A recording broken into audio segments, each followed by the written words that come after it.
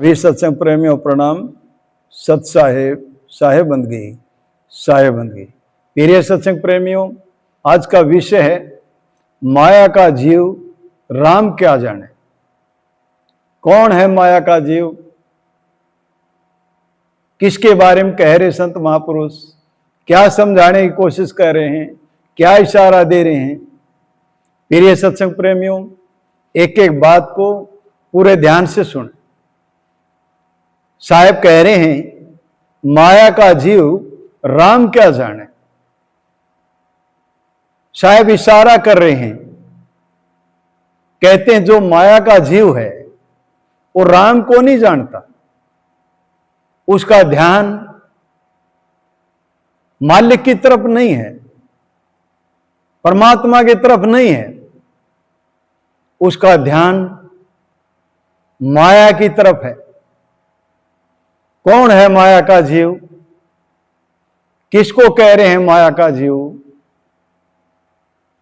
जो स्वयं को भूल गया है, अपने आप को भूल गया है। ये सैलानी सैल करने के लिए आया था, गर्भ में था, तब उस मालिक से, उस परमात्मा से, उस खुदा से इसने वचन भरे थे और कहता था कि हे साहब, मेरे को इस जठर अग्नि से बाहर निकाल, इस तपस्या से बाहर निकाल, इस नरक से बाहर निकाल। मैं तेरी आराधना करूंगा, प्रार्थना करूंगा।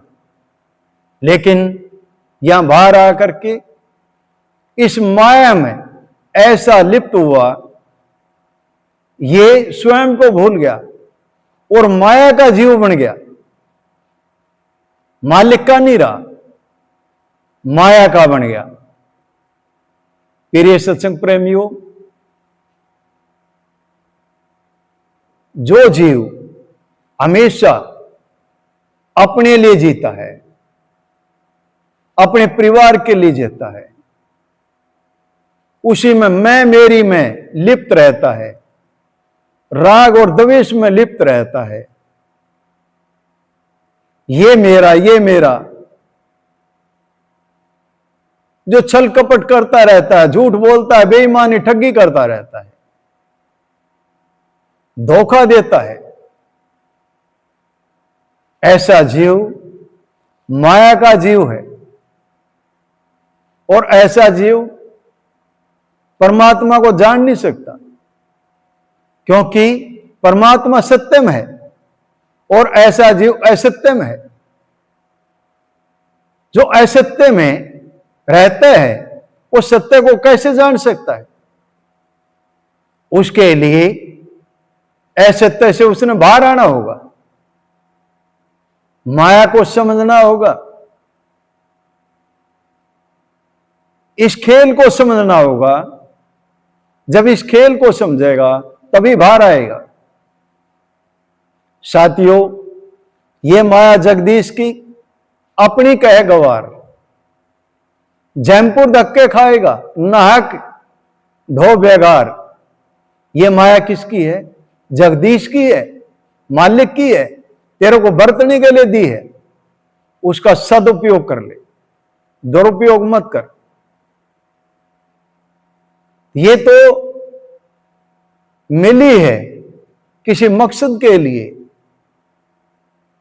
और उसका सदुपयोग करके उसको साधन बना करके आगे बढ़ जा। ना यहां कुछ लेकर आया था और ना कुछ लेकर के जाएगा। ये कुछ दिन के लिए तेरे को ये वस्तुएं मिली हैं, ये माया मिली है। सैलानी है, सैल करने के लिए आया है, सब कुछ यहीं छोड़कर जाना है, क्योंकि ये माया है यहीं की। ये संग जाने वाले नहीं है। संग जाएगा तो तेरा कर्म संस्कार तेरे साथ जाएगा। तेरे कर्म संस्कार के कारण तेरा आवागमन बनता है।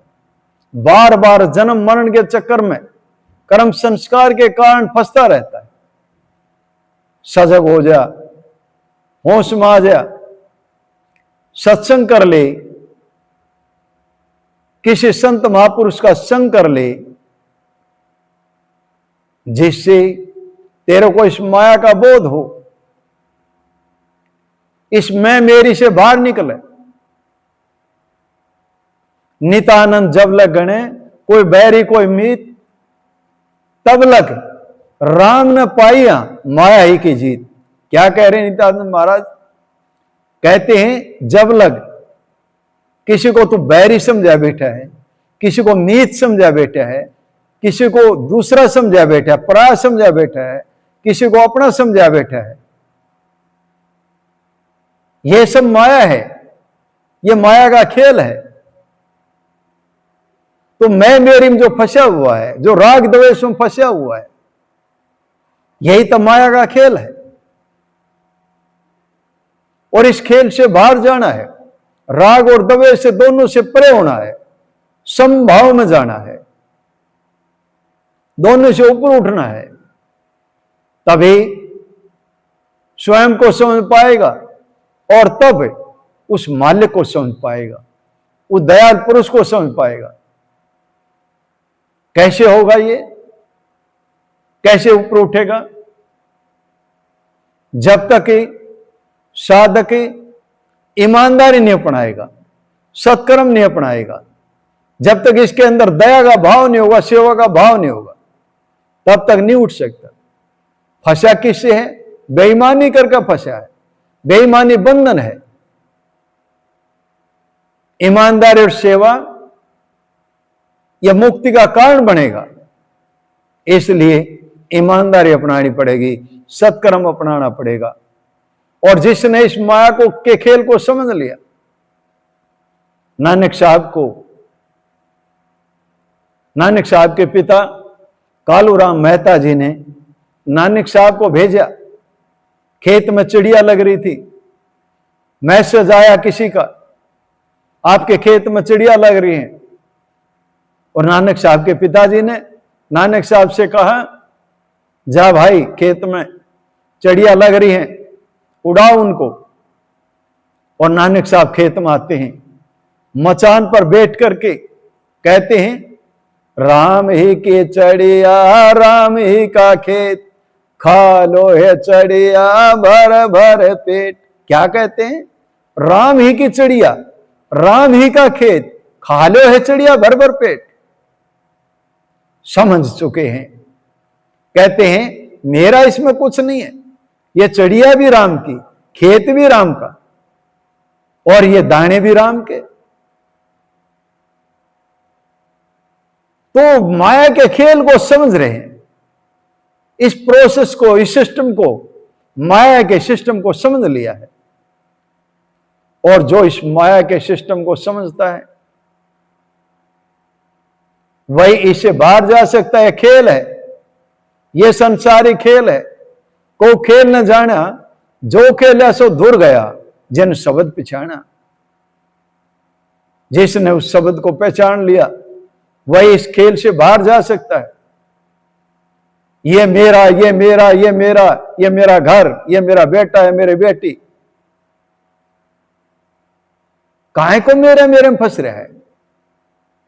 कहां से लेकर आया था? क्या धुर से लेकर आया था? क्या तेरे साथ जाएगा कोई? किसको तू अपना समझा बैठा है?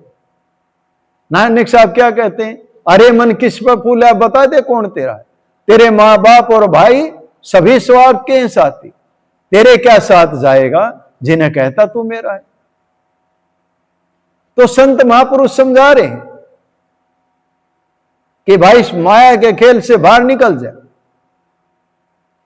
जब तक इस खेल को बाहर नहीं निकलेगा, इसमें ही लिप्त रहेगा, तो उस मालिक को नहीं जान पाएगा, तो स्वयं को नहीं जान पाएगा, उस परमात्मा को नहीं जान पाएगा। इसलिए कहते हैं माया का जीव राम क्या जाने।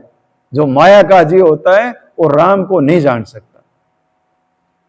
और जिसने इस खेल को समझ लिया वही उस मालिक को जान सकता, परमात्मा को जान सकता है। इसलिए सत्संग सुने और उस पर मनन चिंतन करें। मनन चिंतन करके उसको धारण करें, धारण करके आगे बढ़ें, तभी यह जीव इस खेल को समझेगा। और फिर कोई भेदी गुरु मिल जाए, शब्द का भेदी गुरु मिल जाए और शब्द रूपी नाव बैठा दे, तो वारे के न्यारे हो जाएंगे, कल्याण हो जाएगा और ये इस मानव जीवन को सफल कर पाएगा, भवसागर से पार हो पाएगा। इसके लिए प्रयास करते रहना चाहिए, तैयार रहना चाहिए। जो प्रयास करता है, जो खोजी है, उसको जरूर शब्द का भेदी गुरु मिल जाता है और शब्द रूपी नाम बैठ करके इस भवसागर से ऐसा साधक पार हो जाता है। वो इस पूरे खेल को समझ जाता है, माया के खेल को समझता है और इसको समझ करके इससे पार होता है। प्रिय सत्संग प्रेमियों,